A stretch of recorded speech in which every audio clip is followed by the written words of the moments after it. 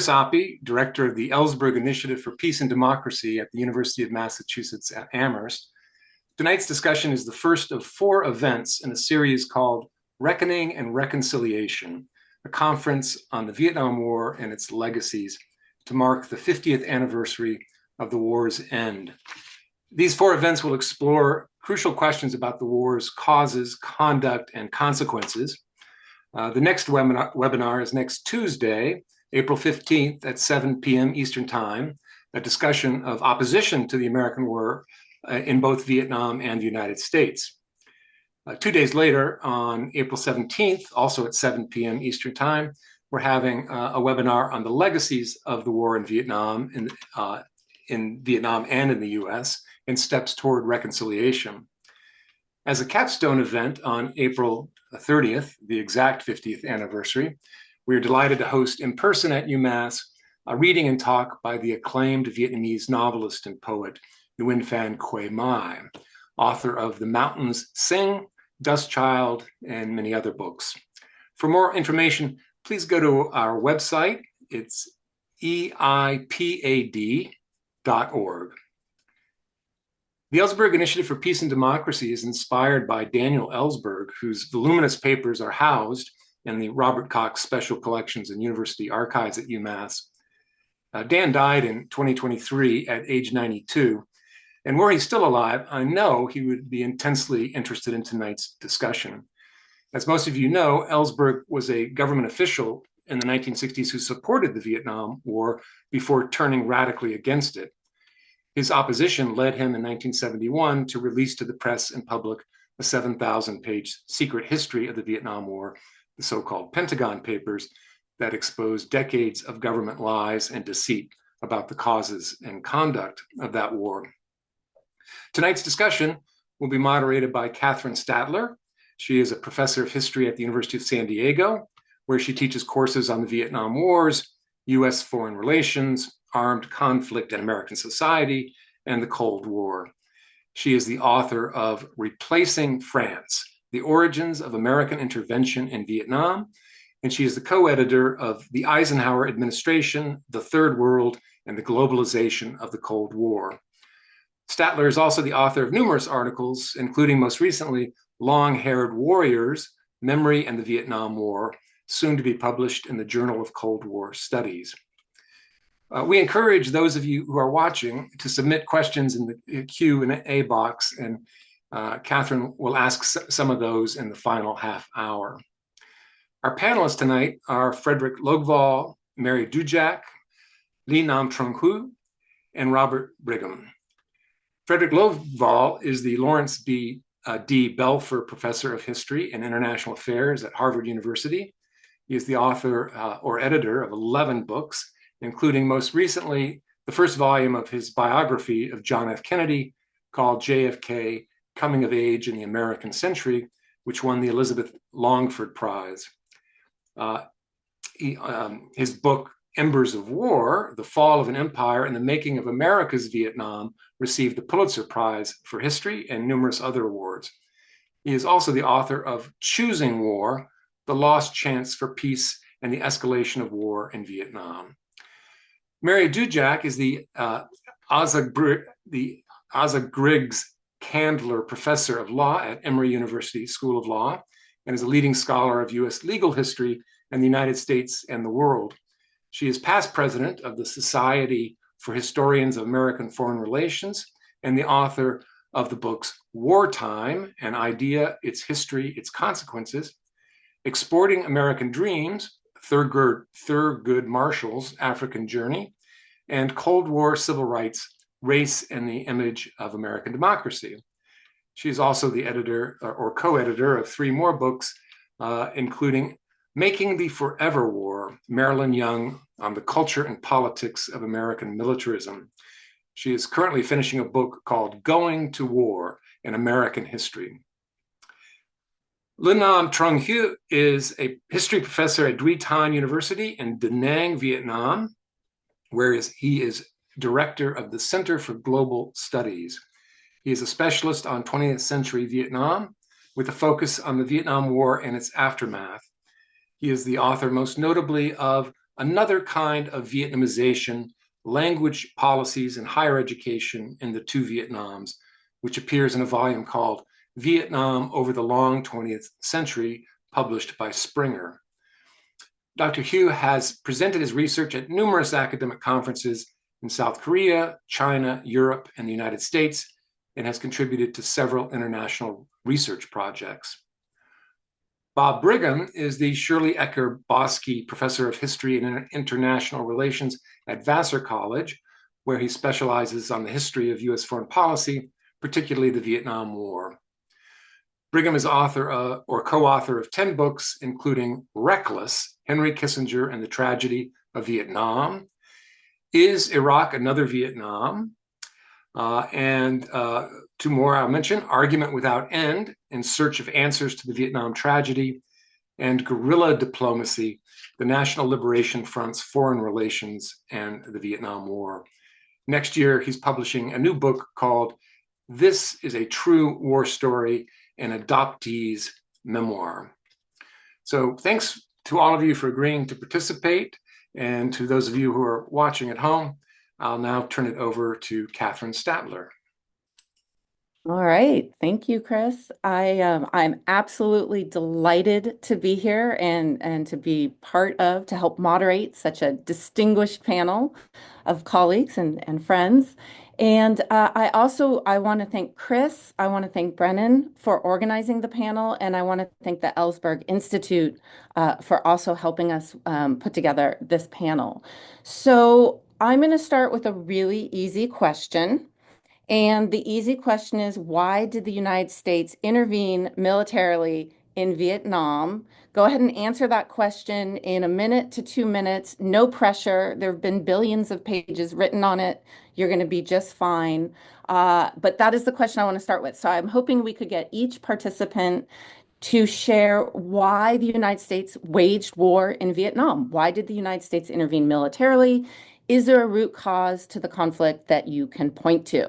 And I'm going to have Fred start us off, if it's okay with Fred, and we'll go around and then we'll get into additional questions from there. So thank you, Fred, if you want to start us off.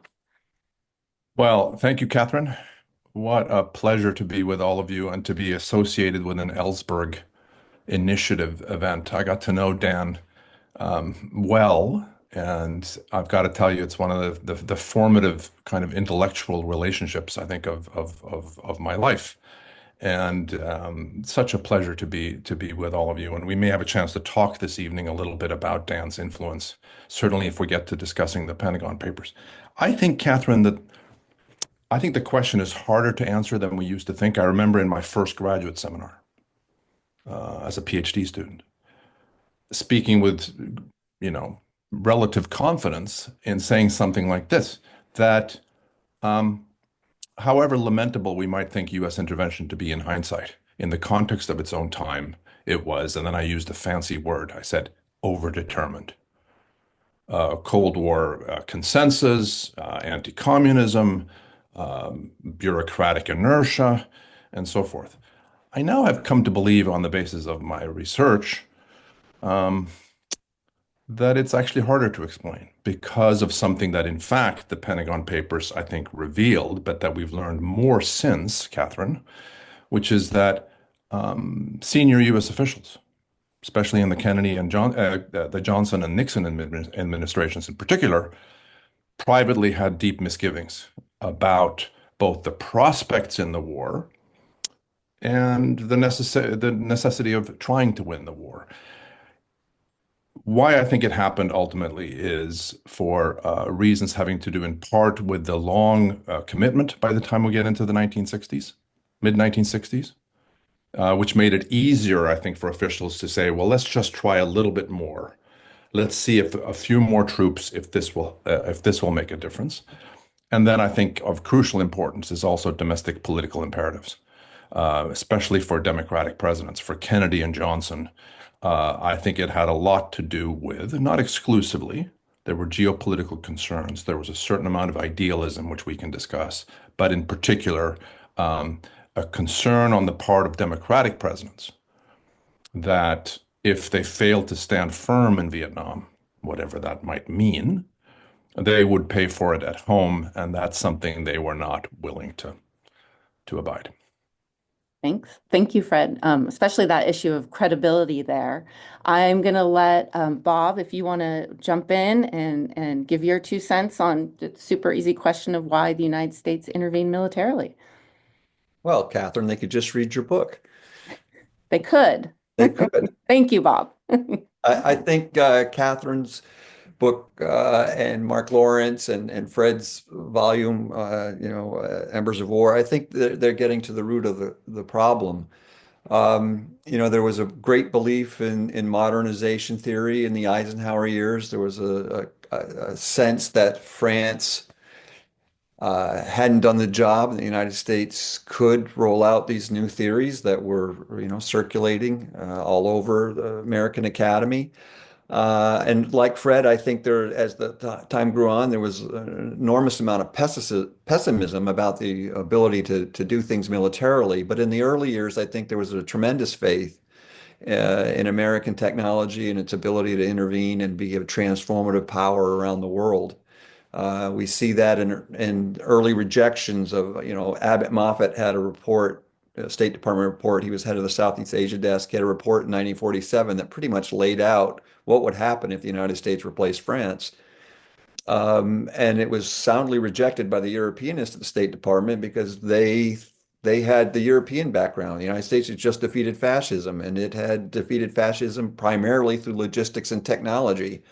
And so there was this tremendous faith that you could export that thinking around the globe. And I think that's the first step. I mean, there was for a long time, Fred mentioned, first graduate seminar. I remember my first graduate seminar when we were debating, did the idea of a trusteeship die with Franklin Roosevelt, and that Truman was just so inexperienced that he listened to his European State Department advisors over the dwindling number of Asianists in the State Department, partly because of McCarthyism, but partly because the Europeans were such powerful personalities in the State Department. And there may be a little bit of truth in that as well. But like Fred, I think it's an increasingly complicated question, and it's easy to look back.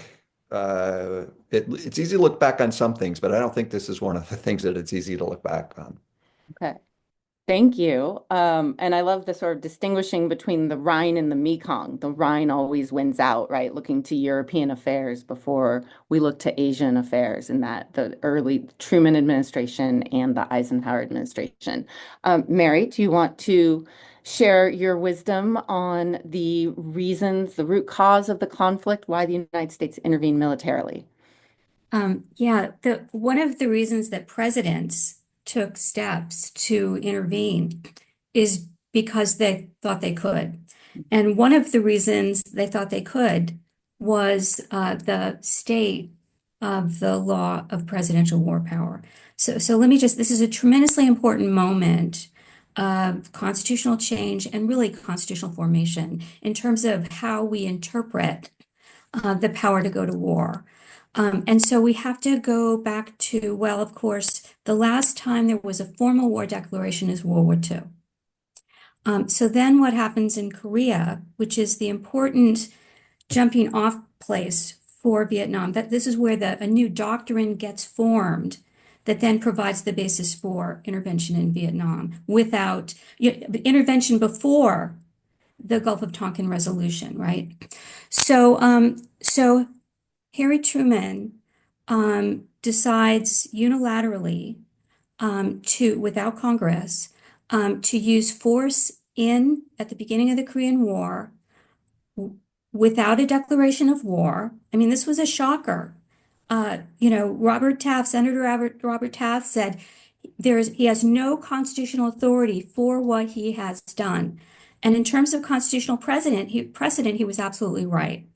No one had gone into a big war like this without a declaration. So the Truman administration starts to scramble around, what's the legal basis? What do we tell people? Initially Truman says it's not a war, it's a police action, and all of these ways of trying to manage press conferences. But they end up coming up with a memorandum that lists all the conflicts or all the times before that presidents had ordered troops without congressional authorization. A very long list, sometimes of minuscule actions like sending 4 armed service members to guard an embassy. But nevertheless, this was to show a pattern of presidential action. This becomes what's called the gloss of history or historical practice doctrine, which is now operationalized not only within the Supreme Court, but also in the very consequential Office of Legal Counsel, where the president's lawyers, often in secret, decide whether something that the president wants to do is constitutional. What's happened in the past becomes a way of interpreting what the executive power in the Constitution is. On some level, it's kind of insane. Because someone did it, it is therefore constitutional. But that's basically what the doctrine is. It's not that people don't have arguments about it.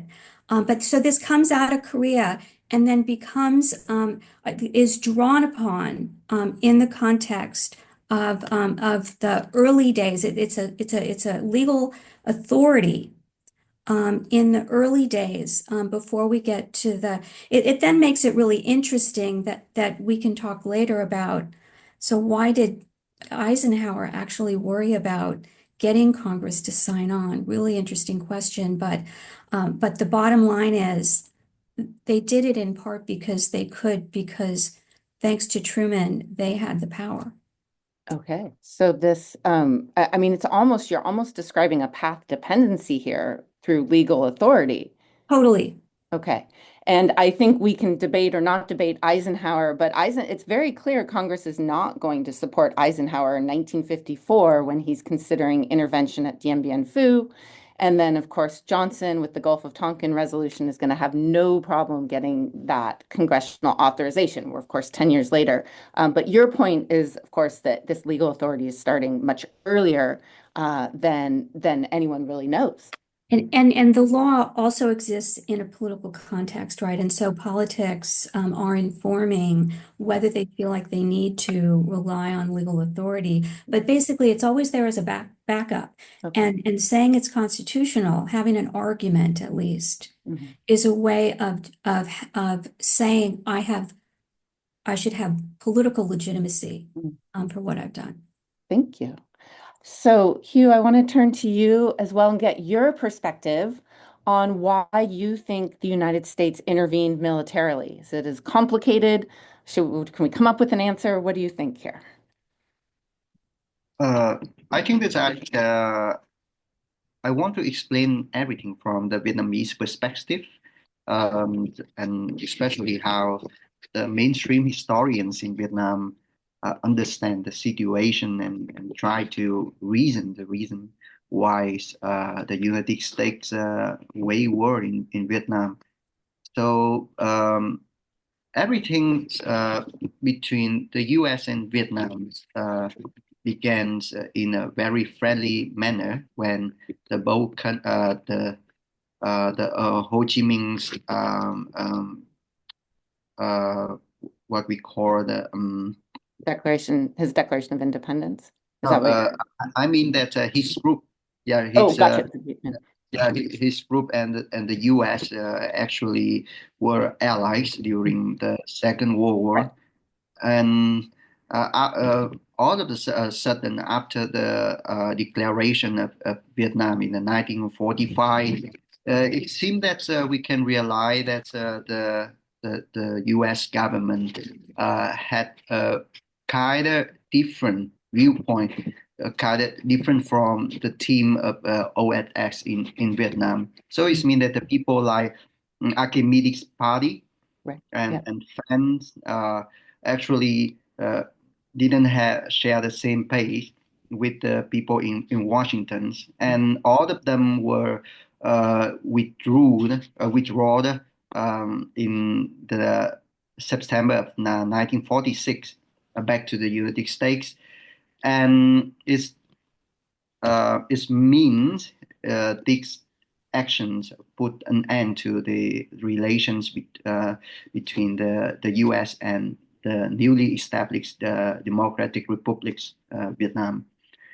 So I think from the Vietnamese side, I'm talking about Ho Chi Minh as well.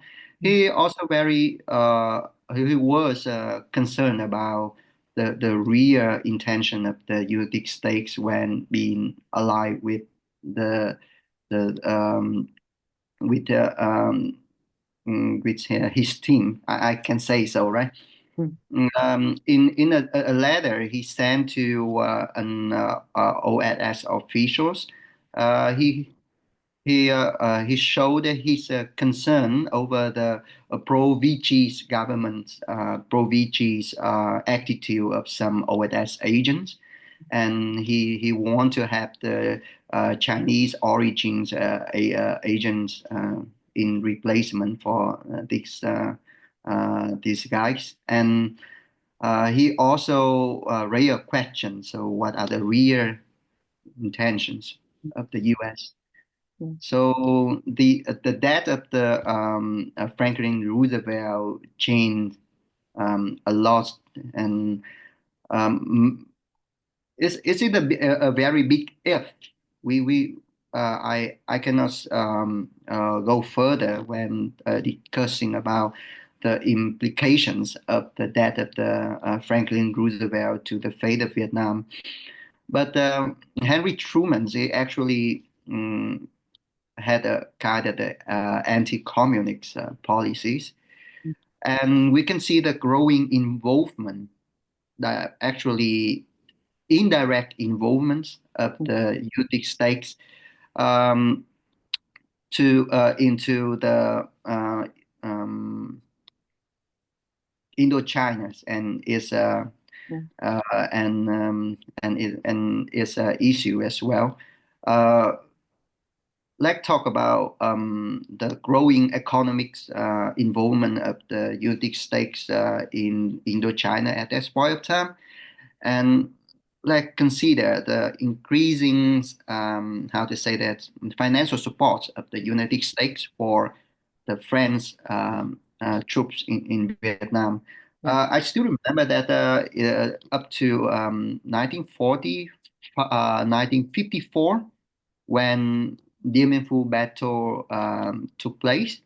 At that point of time, the United States already covered 78% of the French expense for the First Indochina War. Again, the DRD is the equivalent to $1.1 billion. So it's kind of the indirectly wayward to Vietnam, just kind of long ago, right? Long before the 1963, 1964. Yeah. Well, and yeah. Oh, I was going to say, you've taken me into my next question for everyone, which was, of course, I think most people associate the Vietnam War with the 1960s and the 1970s, and yet we're all discussing how there are these much deeper roots that go back to the 1940s and 1950s. Certainly, the 45-46 period is crucial, when the United States could have sort of stepped back and said, okay, we're not going to support the French. We're going to go ahead and let Ho Chi Minh have his Declaration of Independence. 1950 with the first significant American aid, which then continues, as you mentioned, to 1954 with Dien Bien Phu and then the Geneva Conference. So I think you touched on all of that. So I think we should sort of move ahead to what you all might consider some of the most important decisions or commitments or turning points or missed opportunities, whatever we want to call it here. I sort of like turning points or maybe missed opportunities. Whether you want to point to this early period, and I think Hugh just did that, if we want to talk more about the Geneva Conference, if we want to talk about U.S. support of Diem, if we want to get into the Diem coup of 1963, or if we want to jump to the Gulf of Tonkin in 1964, or anything else you might want to bring up here. But my question for you all is, what do you consider the most important turning point or missed opportunity where the United States could have de-escalated out of the conflict. And perhaps I'll start with Bob on this one. Well, I think there's probably several different places, Kathryn, where exploring options further was not only warranted, but probably could have produced some different kind of decision making. I mean, I think Fred's made clear in his writing and McNamara in his memoir that there were no serious, deep discussions in the Kennedy years at all about the path forward, even though there was a great deal of pessimism about the chances for a military victory. I think Mark Silverstone's recent work shows that Kennedy hadn't made up his mind about what to do, and so that old hobby horse that Kennedy would have withdrawn after 1964, it certainly isn't in the policy documents. It was under discussion. McNamara's work to bring 1,000 advisors out in December of 1963 was contingent on a whole bunch of things that never happened. So I don't know how seriously we could take that as a missed opportunity. I think getting closer to Fred's earlier work, when Johnson chooses to Americanize the war, and the decisions shortly after Flaming Dart in September of 64. But actually, there's a bit of a pause there, as we now know. But the Rolling Thunder decision and the decision to land ground troops. And Johnson was, as Fred said in several places, that Johnson was pretty clear with Congress about the July decisions, July 1965 requests for the troop increase. He was very blunt about what that meant. And I think once you get to that point, any kind of missed opportunity thesis is probably doomed. There were some, I think, legs on some of these peace feelers, but it never was going to change much because Lyndon Johnson really wasn't going to change the geometry on what or do what the kind of thing he needed to do to see those peace feelers through.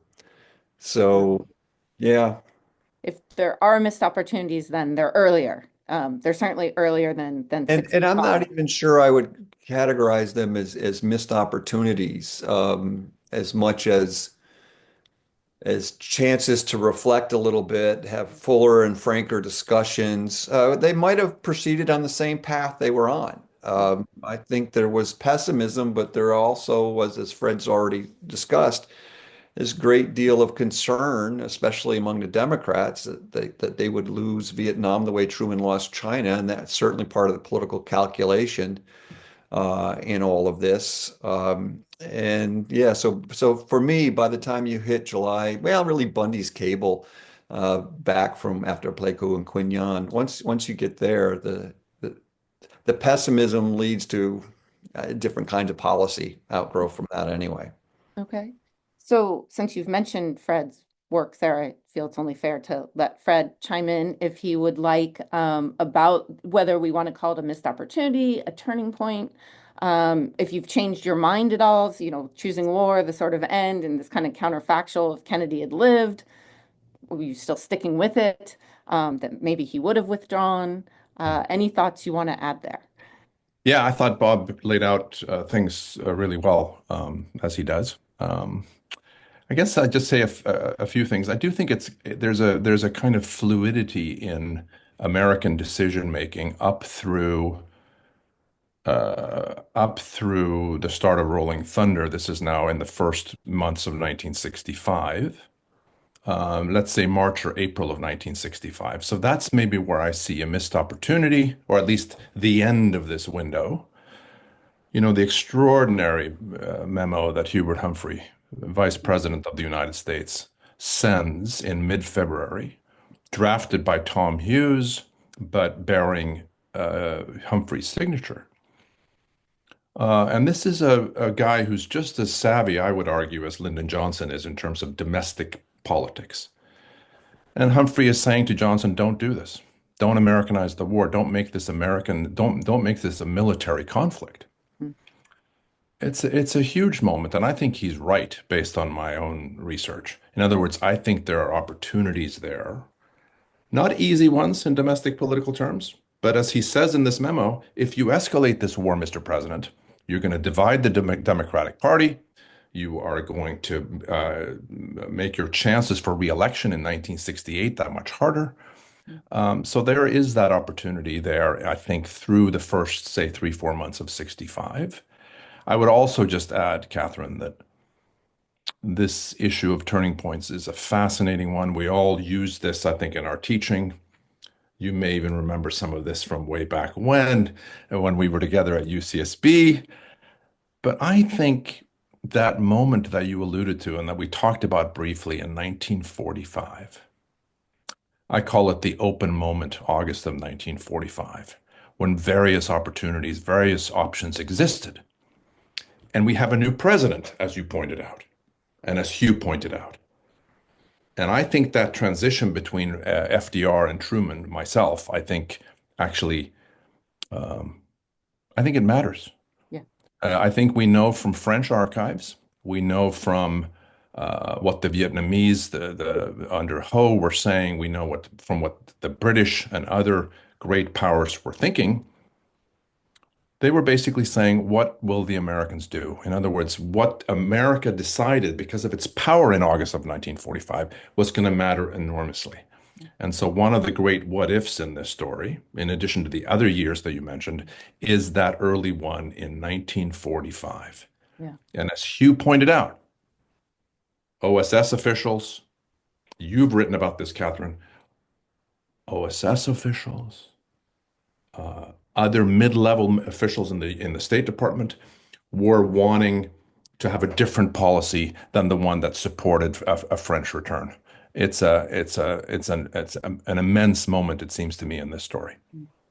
Well, thank you for that. And I really appreciate the mention of Hubert Humphrey, who, as Andy Johns, of course, has written about in The Price of Loyalty notes. I mean, Indeed, he he has. pays this incredible political price for being willing to speak up and tell Johnson he's making a mistake. And then he's shuttered, right? He doesn't get to attend any meetings. He's completely shut out of policy toward Vietnam for a year after that. It's a disaster. Until he then comes back with his tail between his legs and becomes a cheerleader for the war. Yes. And becomes the staunchest advocate of the war until he then shifts again, as Andy writes about, in 68. It's one of the great tragedies of this story is Hubert Humphrey in Vietnam. Yeah. So along those lines, Mary, I wanted to give you an opportunity, since we already started down this path of legal authority. Could you address perhaps the Gulf of Tonkin resolution itself in terms of that doesn't have to be a missed opportunity, but just in terms of, does this just then solidify, is this the point of no return, or do you agree with Fred and Bob? Really, it's more in 65. What would you do with that? Well, can I sort of step back for a second? You may. Yes. Earlier with the conversation that's been going on, just to me sort of reminds us of the importance of Frank Castigliola's work, and the role of, personality, emotion, and Truman, Eisenhower, LBJ, all having just sort of a different human makeup, having different capacities, having different instincts. And so that's one of the reasons why, sort of going back to the issue of, isn't it interesting that Eisenhower, was the one who was saying, hey, I need Congress. A story that actually, the major war powers histories of this era don't, that I'm trying to find everything that covers that, and really the main books I rely upon just don't pick up that story at all. It's so interesting. Then when we get to, the Gulf of Tonkin resolution, LBJ famously said that he wanted something that was a resolution that was as big as Grandma's nightgown. It covers everything. Now, good for him. He wanted to have Congress pass an authorization for war. But every student of this war should read the actual resolution, because it authorizes the use of force in defense of Australia. I mean, the list of countries that it covers is massive. It basically gives the president this massive war power that is not confined to the war in Vietnam. So it ends up being, sort of there's a couple of strands at least, right? It's part of this American tragedy of the evisceration of the constitutional limits on the war power.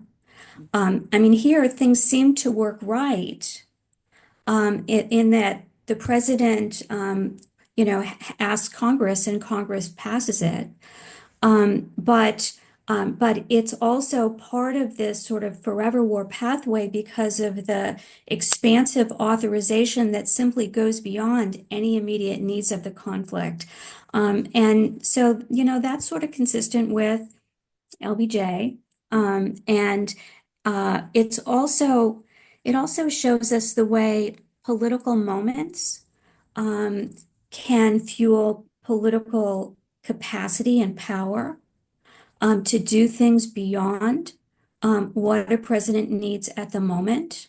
And then those powers sit around like, a loaded weapon, right? And ready to be picked up and used again. So it's again,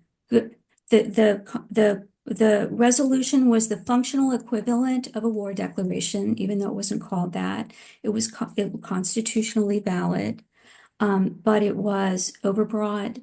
LBJ didn't need that. And why didn't Congress actually edit it before they passed it? So there was a political failure all around. I mean, Can I just jump in? may I mean, chime in, please. that was terrific, Mary. I just think what's interesting about this, and I think you'll agree with this, Mary, is that if you look at the vote, it's almost unanimous. In fact, virtually so. But in fact, if you pay attention to the debate, many lawmakers shared the concerns that Mary just articulated. They worried about what this was doing in terms of constitutional war powers. They didn't like the fact that it was so broad, and yet they passed it. And of course, key here is the political moment, the fact that there's an election coming up in which, all House members, at least a third of the Senate, are going to be running for re-election. And they're not willing to go against Lyndon Johnson, even though they have these concerns. My point simply is there was more worry, there were more misgivings than the vote count would suggest. And the one other aspect, of course, they're in the middle of I'm going to say, manufactured crisis, as the Gulf of Tonkin incidents themselves were, I would argue, blown out of proportion. And we can certainly have Hiếu address this as well. So I do want to remind the audience, if you have any questions, please use the Q&A function to submit your questions, because we're going to get to that in a little bit. We're going to take questions from the audience. I wanted to get Hiő's perspective on this issue of turning points as well, and especially from the Democratic Republic of Vietnam's view, whether starting with the formation of the Democratic Republic of Vietnam, the Chinese and Soviet support that they're going to get, the U.S. response to that, or this sort of the DRV's sort of reconfiguring of strategy after the 1954 Geneva Accords, when it's clear that the 1956 elections that were stipulated in those accords are not going to take place, that they're going to shift from a more political, they're going to keep the political strategy, but move on to a military strategy as well. Is there any, from the DRV's perspective, is there a key turning point you would want us to focus on? I would like to answer these questions to remind all of you that of the fact that in the 1945-46 up to 1947, at that point of time, the DRV show no clear gravitation towards Soviet Union. So at that point of time, Ho Chi Minh sent letters 8 times to the U.S. President Truman, or he also sends letter to Stalin, all asking for help to chase away the French occupation troop.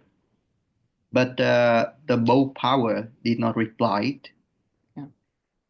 And you know that Stalin even how to say that term Ho Chi Minh as the Eastern Tito.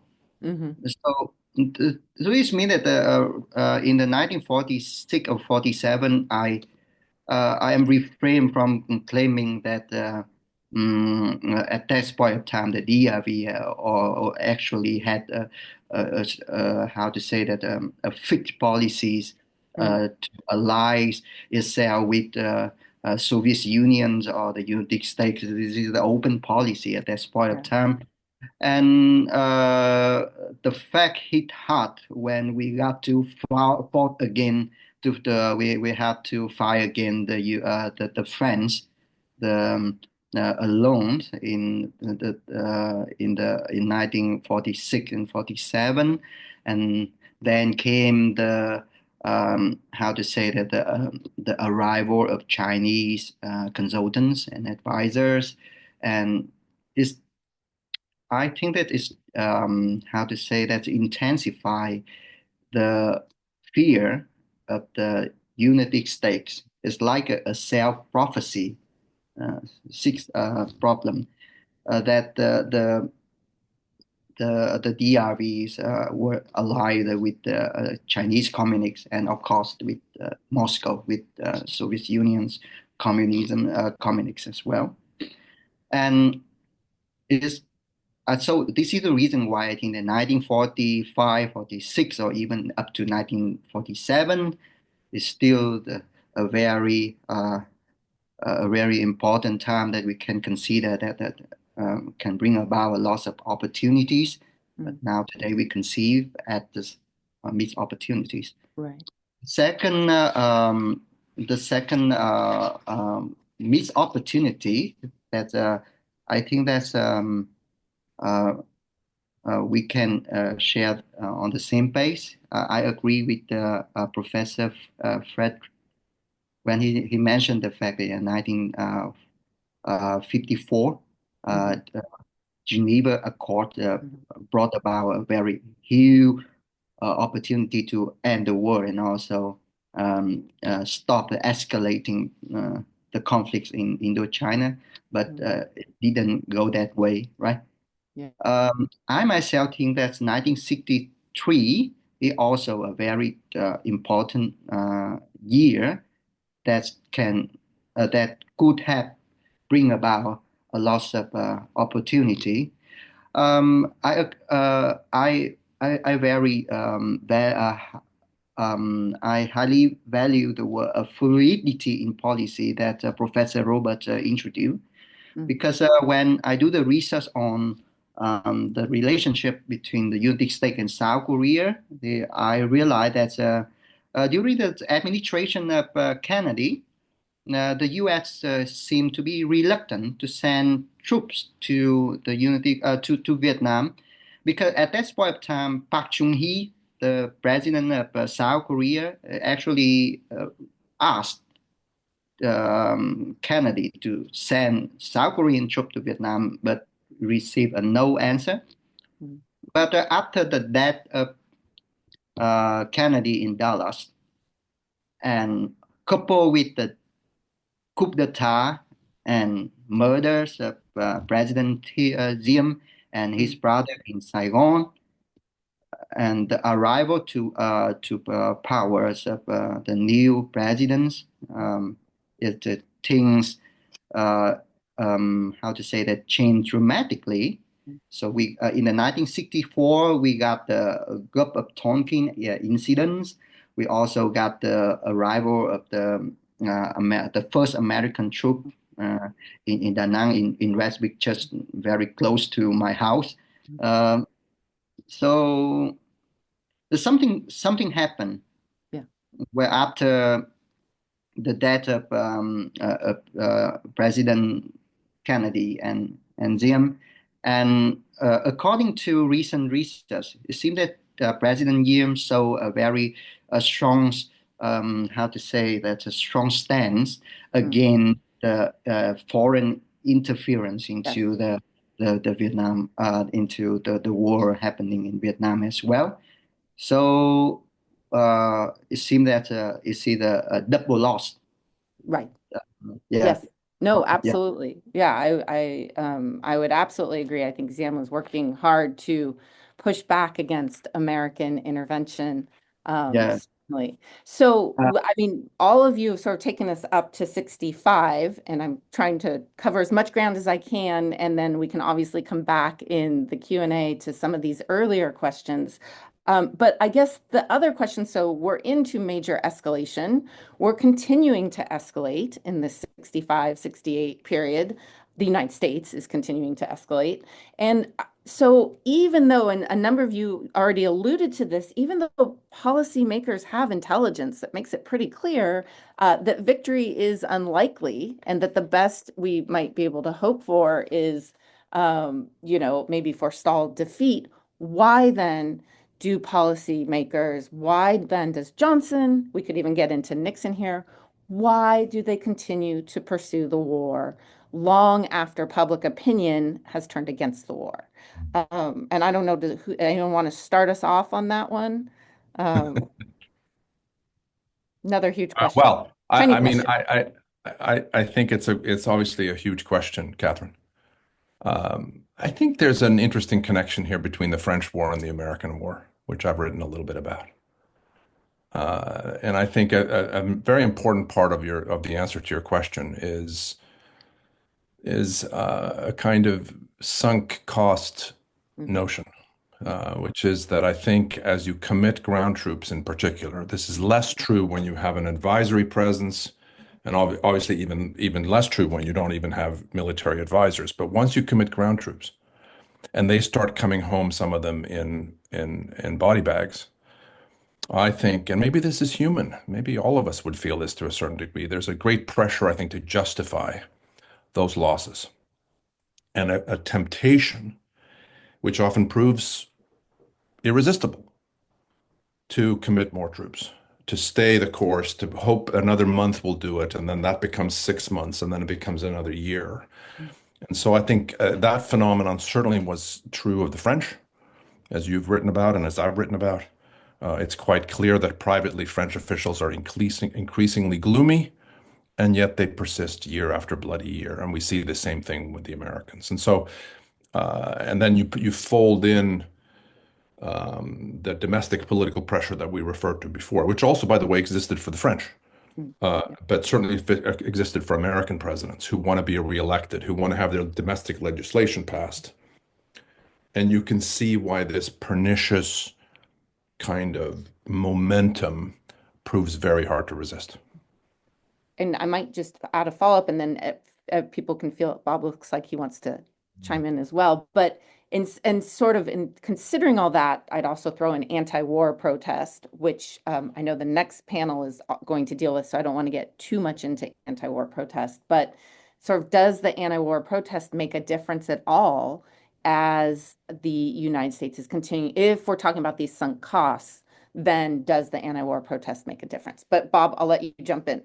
Yeah, I like Fred's idea here very much of sunk costs, but there's a certain irony, I think, in all of this as well. If you had told Lyndon Johnson in 1965 that by 1971, the 25th Infantry Division would pretty much wipe out most of the PLF in its territory. If you had told Lyndon Johnson in 1965 that the Big Red One would have enormous military success against the PLAF in the same time, and if you told Johnson in 1965 that Marineland, I Corps, that successive waves of offensives over the DMZ and through Laos, Route 9, that these would all be thwarted militarily, and the last one thwarted militarily by the ARVN, he would have been astounded. And the what ifs just spin for me off of that. What if Johnson policymakers had understood that they were going to have enormous military success in a relative sense in this war, but they would never be able to turn that overwhelming military power and success into a political corollary. Yeah. How does that change the calculation of the sunk cost that Fred's talking about? And for me, that's the big dilemma of the war. There is plenty. I mean, McNamara and McNaughton are pessimistic, no doubt about this, but there's plenty of evidence outside of air power that on the ground, the PLAF is their companies are still whole, but they're whole with Pavan troops because the PLF has been decimated by 71 through a lot of this. Right. So it's just one of the many things that makes Vietnam such a fascinating war to study because it's just filled with unanswered questions and dilemmas at every turn. Mary and Hiếu, do you want to jump in on this question as well? I want to thank Fred and Bob, sort of the why the war continues so long. I also, the other question I want to fit in before we get to the Q&A, since we're fast approaching the 50th anniversary of the fall of Saigon, my other sort of big question, small question, it's a small question. What is the most important lesson, if there is a lesson, of the fall of Saigon for today? No pressure there either to answer that question. But before we get to that question, Mary and Hiếu, did you want to talk at all about this kind of continued, and I think Bob and Fred raised really valuable points, just how policymakers are conceiving of the continuation of the war? Fred's already noted electoral politics, but you can't underestimate the importance of election cycles and electoral politics. And once things start going bad, who wants to be the president who lost Vietnam, right? And especially since there had been so many deaths and there's so many grieving families and missing soldiers, et cetera. Yeah. So electoral politics matters sort of all the way through, right? It matters to how it is that the politics of the Gulf of Tonkin resolution sort of are formed. Mm-hmm. So that's a crucial part of why things continue. And I wonder whether the way to think about the Nixon administration is once you've got these massive protests. And the protests are so big, and I know this is the next time, but that they're actually affecting the political choices that Nixon feels like he can make. But Nixon's not a figure who would want to be seen as having been reactive to them. Right? So on some level, why end the war when these demonstrators who he reviled are asking him to? Yeah. I mean, and this is sort of Chris's point, that he made this point earlier in a discussion, but the interesting thing is though 64 and 68, both those elections, the idea is no wider war. In 64, Johnson runs on a platform essentially of peace. I'm not going to get us into a wider war. And then 68, the public's voting for peace and honor under Nixon as well. And yet, of course, we get that continued war. And so how you reconcile these different electoral politics that are going on, I think, is a really interesting question too. Hiếu, did you want to comment at all on the kind of long-term continuation of the war, or do we want to move into the fall of Saigon? To many Vietnamese researchers in the Vietnam War history, so we cling to the theory of decent interval. It's introduced by Frank Snapp, and many of us believe that there is something called a decent interval in which the United States try to to prolong the war in order not to lose face, but determined to withdraw the troop. And it seems that this theory, or maybe we can call it this hypothesis, if facing a loss of controversies. Yeah. I myself think that there is something lies in the Nixon political behaviors. I'm not talking about his personality, but it seems that Nixon and his team pay a very strong attention to uh, electoral politics. And 1968 and 1972 seem to be a very critical turning point of the war because of the presidential election at that point. From the Vietnamese side, the years 1968, the Tet Offensive, and the end of the Rolling Thunder, the beginning of the Paris negotiations, and the change in U.S. administration as well. Yeah. In the 1972 is also the years of elections, and so we got the Christmas bombing, right? In Hanoi and Haiphong. And so I myself think that it's still a lot of things to do research on when it's come to the 4 years from 1968 to the 1972, whether the U.S. Administration at that point of time really want to terminate the war and really want to end the U.S. involvement in the Vietnam War, or the United States and its involvement in the Vietnam War just because of the after effects of the Watergate. Right. Just after effect of the Watergate and the change of the presidential position to the hands of Henry Ford, and also the controls of the Congress by the Democratic Party. Yeah. I and my taking back control. I think that question, I'm not sure that question is resolved of where the United States sort of decides, okay, this is it. We are going to get serious about negotiations. I mean, certainly David Schmitz and others have written about that Nixon was in it to win it in that initial period, 68, to the mid 70, well, let's say 69 when he comes into office, to 71. Like where does that actually shift? I think is a really good question. At some point it does shift. We can sort of debate whether Nixon was going to get back in if Watergate hadn't interfered.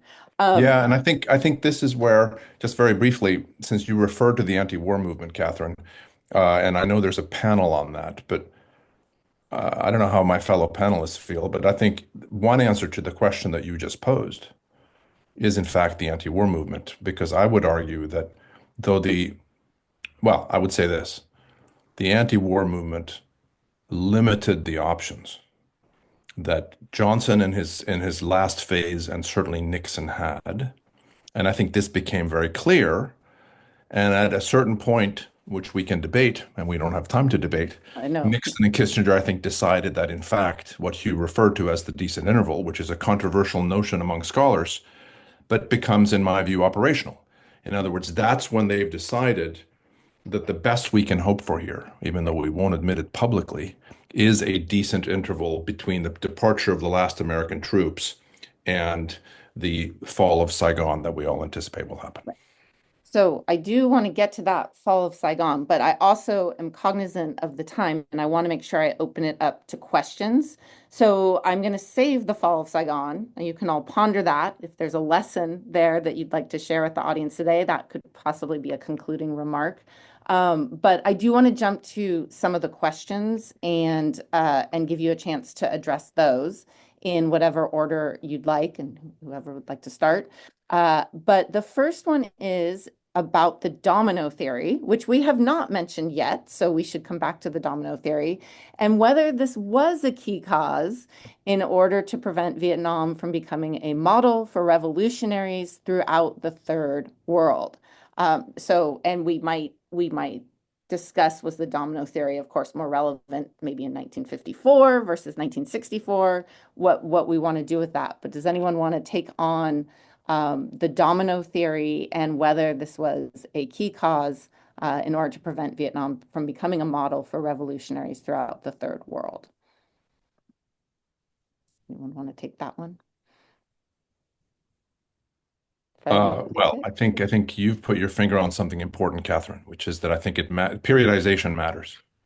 And I think that the domino theory held, by the way, before 1954, Right. even though Eisenhower gave it its name, the basic idea we see in the documents even in the late 40s, both British documents, American documents, French documents. The idea is that if one country falls, other countries will fall. But I think you're right. I think by the time we get into I'd say 61, 62, then I think what Jonathan Schell referred to as the psychological domino theory, which is to say credibility, which we also haven't really talked about much tonight, becomes more important.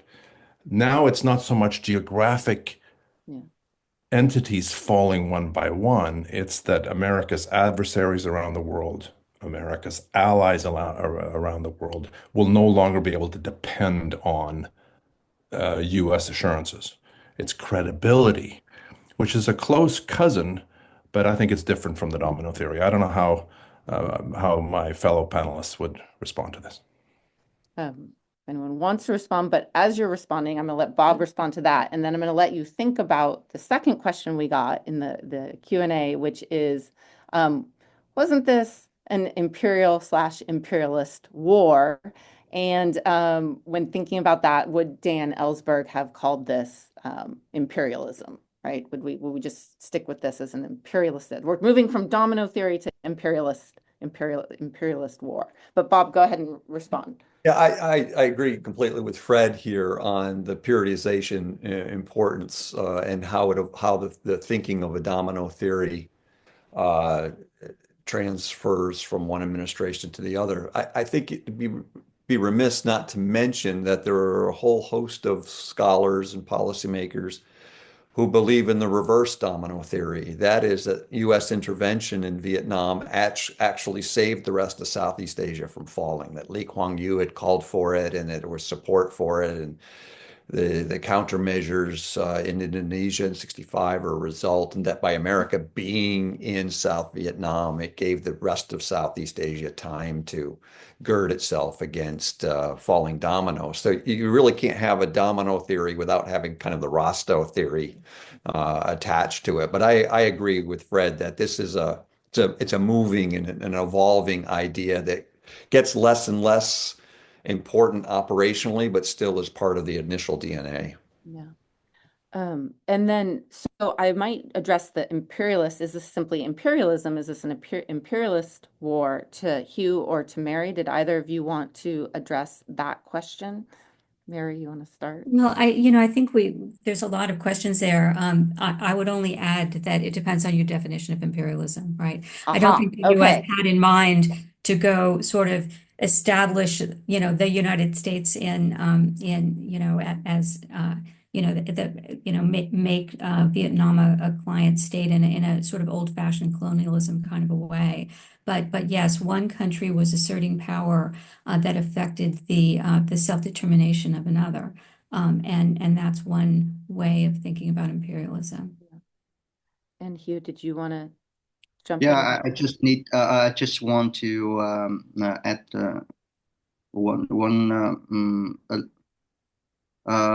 a bit of information that when the U.S. is too obsessed with the threat from the expansion of communism in Asia, which is reflected in a loss of reports by the National Security Council. It's too famous in the community that the Vietnam Wars researchers like the NXC, the 40X2, the NXC 64, or a lot of files in the Pentagon Papers exposed later. So it seemed that the United States did not pay high attention to the growing anti-colonialisms and at that point of time in Southeast Asia, in specific, and in Asia and Africa at that point of time. And so it's like radicalize its policies against newly established countries like Vietnam. Meanwhile, we got a long tradition and history, and we also got the colonial background and all of that stuff. So I think this I understand the reason why Lee Kuan Yew, right? I don't know how to pronounce his name in English. We usually pronounce his name in Vietnamese because he's kind of famous in Vietnam. Lee Kuan Yew. So Lee Kuan Yew, he got his own validity when mentioning about his version of his domino theory in Southeast Asia. But it seemed that the link between the Vietnam communists and the communists in other countries are very weak. It doesn't make sense to say that the thing happen in Vietnam can really affect the thing happening in Singapore. But we cannot say so when it's come to that point of time, because at that point of time, Southeast Asia is the place where we bear the conflicts between the communist forces and the nationalist forces in every country. So I understand the reason why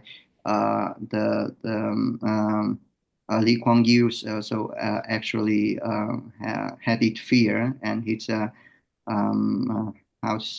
theory, his version of domino theory in his mind. Thank you. There's another great question here, which I think everyone will appreciate. So looking back at your scholarship and research on the Vietnam War, what finding, if any, shocked or stunned you the most? And boy, there's so many to choose from there. I can think of a bunch, but I'm not a panelist, I'm the moderator. So anyone want to start with, yeah, Bob. Bob's ready. Yeah, the thing that shocked me the most is that I found a biological father I never knew who was a Marine sergeant in Vietnam during the Tet Offensive. Yeah. There you go. Okay, no one can top that. So now we're done. We'll just leave it there. No, astounding discovery. Did anyone else want to talk about what your own research led you? As you say, nobody can top Bob's no. story, which is, of course, we'll hear about in detail. Yes. A marvelous book. I just on the buying time thesis, which Bob rightly mentioned and Hiếu also referred to. I just want to make a small plug for a former PhD student of mine, Matthias Fibiger, who is now also my colleague here at Harvard, has a marvelous essay on this question. How should we evaluate this idea that, in fact, U.S. intervention, as Bob pointed out, bought time for these Southeast Asian countries to develop. So it's a terrific essay. I think, yeah, there's a lot, as you say, Kathryn. Maybe the most shocking thing to me was to realize that, in fact, when the doors were closed, senior U.S. officials under Johnson, continuing under Nixon, had these deep misgivings. I'm not going to pretend today or claim tonight that they were experts on Vietnam, but this argument that you hear from various people, including Robert McNamara after his tenure, which is, if only we had known, if only we had known, we wouldn't have gotten into this mess. Well, the fact is they did know, and in fact, they were actually quite realistic, quite knowledgeable about the obstacles that were in the way of success. I think realizing the scope of that it wasn't just this mid-level official over here, or this CIA person over here, or this person at INR in the State Department over there. No, at the very top of the decision-making structure are these doubts. They're not maybe constant. They had moments or periods of hopefulness, maybe even allowed themselves to be a little bit optimistic, but it's not the norm. I think that was the most striking thing for me. Okay. Mary? So I'd like to say something a little different, which is, and I'm also still working on Vietnam, so I have many surprises before me, I'm sure, but we haven't reflected on the experience of in-country civilians. Mm-hmm. Yeah.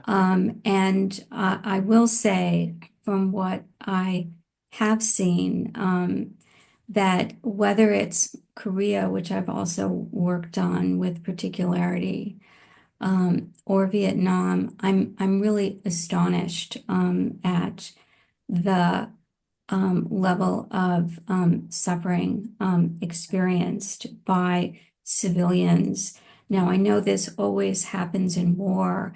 I know there was a question in the chat, in the Q&A about race. And, when we've got, the knowing killing of civilians of a race different than the majority of American military personnel, which happened in both wars, right? And the Pentagon report on the Guni massacre in Korea, the bottom line was things like this happen in war. And so my view is, if war is this, if war is civilian killings, then we have to face it. We have to, as historians, try to, we can't fully understand that experience, obviously, but we have to try to know it as well as we can. And then we have to put it on the page and try to help the reader feel something about what war does, because especially for Americans, where that conflict doesn't happen where we live, hasn't happened where we live since American war went offshore. Yeah. No, Right. I couldn't agree more. And I would point out that so many of the documentaries, even the phenomenal Ken Burns documentary, there's just not that much on the civilian experience at all. On a personal note, one of the great things of living in San Diego is Layli Hayslip. So her book, When Heaven and Earth Change Places, which does get at that civilian experience. She speaks quite often at my university. She does many public events. She tries to bridge, she's on this path of reconciliation between the United States and Vietnam that is still ongoing. And so it's always remarkable when she speaks in front of my students that her story touches them in ways nothing else does. No matter what else I talk about, that's the thing they remember the most from the semester is her experience. And so I think getting more of those experiences on the page, and those voices before they're gone is critical. And I think that Americans have failed at doing that in general. So I couldn't agree more with that point. Hiếu, anything you want to say about what shocked or stunned you the most in your own research? I also had the same issue with Mary. I got a lot of big surprises because you know that living in Vietnam and and reading and doing research in Vietnam history for up to now from around 13 years, I think. I witnessed a lot of transition in my mind that there the loss of narrative came in and came out. And I can name some, but I think that there are some things more important than something.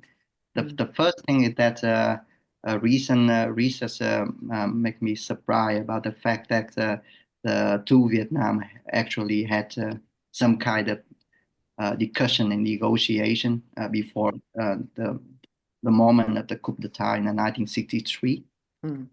So it means that it means many things to the current generation like us. Because we already know too much about the way people stereotypes the history and the people of history. So we got a closer look to the people of history in the Vietnam War. Yeah. The second thing that's also uh, make me really surprised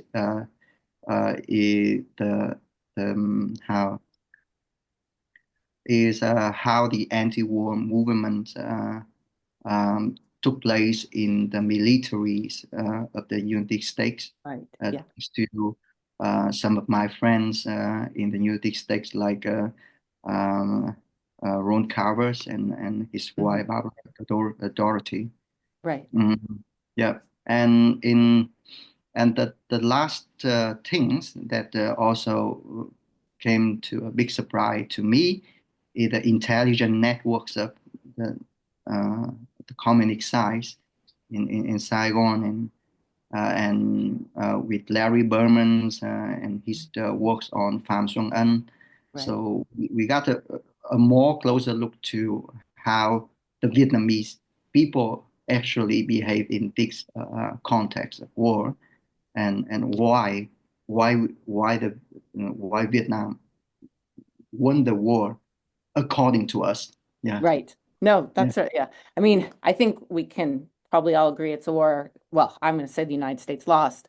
But in many ways, obviously, the Vietnamese lose incredibly as well. But yes, I think if we're going with the Paris Peace Accords, I personally would view that as a win for the Democratic Republic of Vietnam. So you touched on so many different issues there, and I know we're running out of time. So I do want to address a couple other questions from the audience. I want to make sure that we get a couple more in. Going back to Dan Ellsberg, which seems appropriate. Does anyone want to comment on what you think is what is most valuable about his analysis of the war? If anyone is interested in tackling that one, but what we consider to be most valuable about his analysis of the war. And while you're thinking about that, I just want to say I can't believe no one mentioned Westmoreland thinking about bringing tactical nuclear weapons to the Battle of Quezon on, which shocked the heck out of me a couple years ago when that information came to light. Okay, maybe that's a smaller one, but I don't know. That one got me. But thinking about Dan Ellsberg and his analysis, what you might find most valuable about it. Anyone want to jump in on that one? No one's jumping in. Fred, Well, I think Dan is a hugely important figure in American history. And I think the story is remarkable. And for people who have not read Secrets, and of course, Chris himself is working on this. I mean, there's just a great deal that we could say about Dan Ellsberg. But I think in terms of his analysis of the war, I think his realization upon reading the Pentagon Papers, and of course he'd begun to have doubts himself over the previous year or two, three, about the efficacy and the righteousness, the morality of American intervention. But his growing realization that people, as I was saying earlier, people at the very top or near the very top were having their own doubts about this, and yet the war continues. I think this was something he struggled with, and then felt like, of course, he had to do something about, and he had to bring this out to the world, and he proceeded to do so, which is an extraordinary story. And his grappling with the question of whether, was this a civil war? And if so, to what extent was it a civil war? He and I had long conversations about this. He was most interesting on that question, both with respect perhaps to the early period, which we discussed, but then also later on. But I don't know what Bob would say, or Mary or Hugh would say about this. But I think for me, probably the most important thing here for Dan was seeing the scales, fall from his eyes as he saw what was actually being said in the corridors of power. All right. Anyone want to respond to Fred's? Mary, did you, or Bob? It looks like both of you maybe wanted to. Bob, did you want to? Yeah, jump I think Fred's once again right on target. And I mean, I think it's particularly when Ellsberg was in Kissinger, working in Kissinger's office for a short period of time. Uh, from that period, what strikes me as this, what this Marine was thinking was that here are people responsible for putting American troops in harm's way, and they have these private doubts. They're not having full and frank debates. That a lot of this seems to be caught up with the politics of the moment rather than clear strategic thinking, which is something I think Daniel Ellsberg is often not given enough credit for. He is a very good strategic thinker, even as his views on the war evolve. He's somebody that knows strategy. Um, and so I think his evolution is the evolution of many people, but those a lot of people don't say it as well, and maybe don't feel it deeply as Daniel Ellsberg did. Yep. I do want to, I know we have 9 minutes left. So I might leave it there in terms of questions from the audience, and I might ask each of you if you have a closing statement.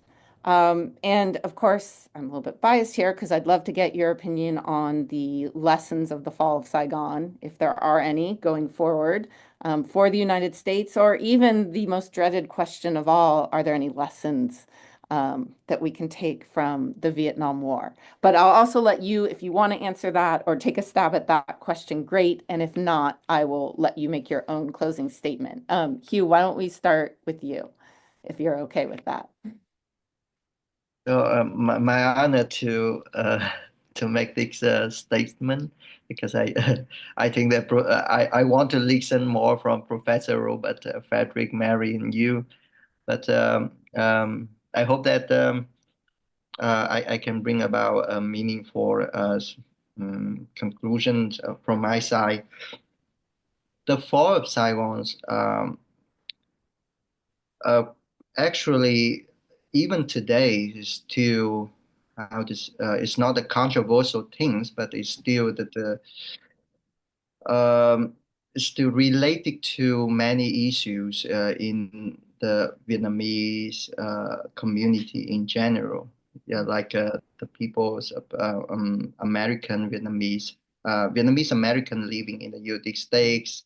Yeah, who had a very strong and vivid memory of the old Saigon, old South Vietnam, and Saigon today, after 50 years of the war, mega cities, and it's completely different from the French style architectures in the 1975 and 60s and 70s.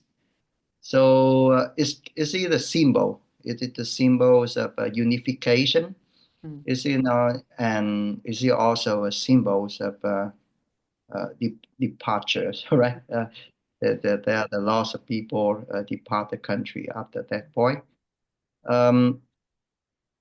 If we are talking about lessons that we can learn from the fall of Saigon, so I think that's actually the American official already talked about it before.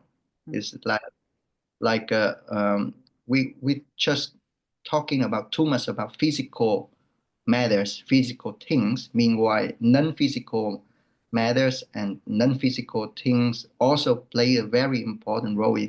And some in some even in some cases it had a higher importance compared to others visible matters. So if you want to have a country, you got to understand its culture, its history, the traditions, and the needs of the local, rather than impose and how to say ideological ideas of how the world should run onto a place and the population living in this area. So this it can be a good lesson even to the NGOs today, right? Right. A Yeah, lot of absolutely. people, yeah. Yeah. Thank you. I know I'm cutting a tiny bit short because I want to make sure everyone gets at least 1 minute here to come up with a concluding thought. So Mary, did you want to jump in as You well know, here? yeah, let me just say, from a writing perspective, how I think, because I'm still writing my Vietnam part of my next book, which is trying to marry together two issues, the civilian experience with war and how that, and with war death and being subject to war death, and how that changes over time. And this, expanse of the war power and loss of meaningful political restraints, but I think for historians, a real sort of challenge, at least for me, in writing the history of war, is how we keep our eye on the sort of deep, sort of and broad narratives of conflict and politics and power and law as a constraint or an enabler, and that deep human experience for soldiers, for civilians, for reporters who were there to try to tell the story. And I really do think it's important to just try to put it on the page. Thank you, Mary. Bob, you want to share anything? Sure. I think power and prestige are precious and limited. That's a lesson from Vietnam. And that not all solutions, not all problems have solutions, particularly military solutions. All right. And Fred? Well, I feel like I want to mention Dan Ellsberg in this context. When Dan spoke to my class at Cornell, this was about a dozen years ago, maybe 15.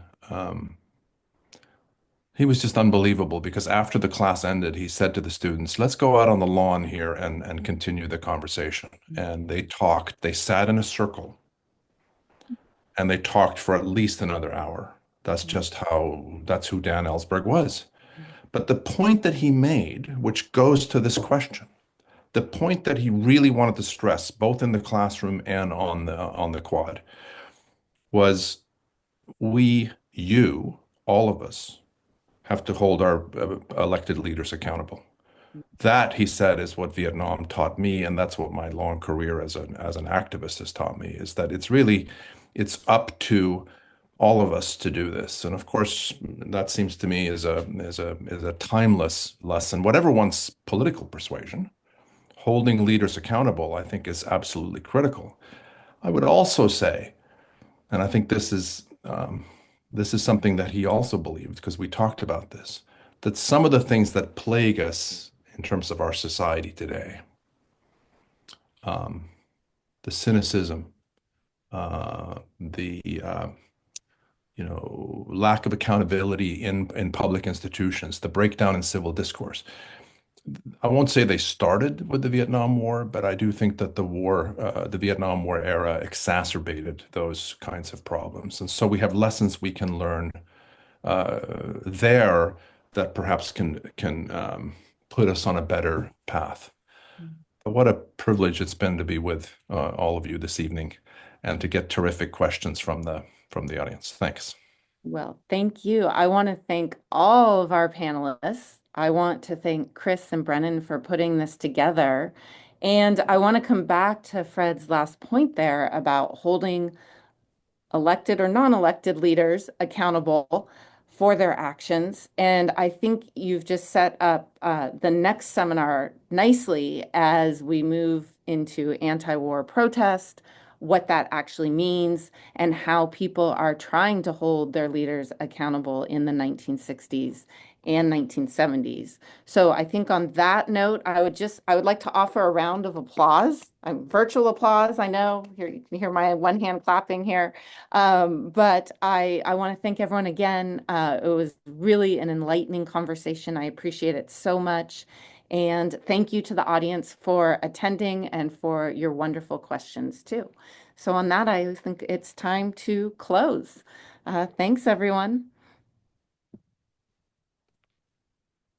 Thank you.